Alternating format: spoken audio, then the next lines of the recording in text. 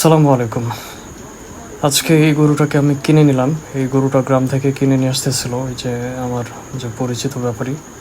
তো ওনার কাছ থেকে আমি মোটামুটি গরু কালেক্ট করে থাকি। বিশেষ করে যখন আমার খামারের গরু সেল হয়ে যায় তখন আমি ওনাকে বলে রাখি যে আশেপাশে গ্রাম থেকে যদি কখনো গরু ভালো গরু পান তাহলে আমাকে দিয়েন।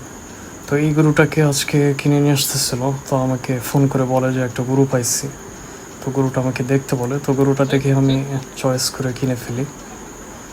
আর কয়েকদিনে গরু বিক্রি করে আমার খামারও প্রায় ফাঁকা হয়ে গেছে।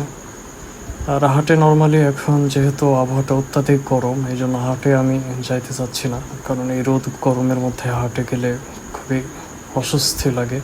আর গ্রাম থেকে নিলে দেখা যায় যে হাটের যে খরচটা, যেটা গরুর যেটা সাফা বলে, আবার অনেকে বলে যে হাসিল হাসিল বলে থাকে অনেকে, তো ওই টাকাটাও সাশ্রয়ী হয়। আর বাজার থেকে যেহেতু একটু কম মূল্যেই পাইছি, তো যেই টাকাটা কমে পাইছি ওই টাকাটা দেখা যাবে যে গরুর খাবার খরচ কেনা যাবে আর কি ওইটা দিয়ে, তো এইটা সাশ্রয়ী হয় আর কি।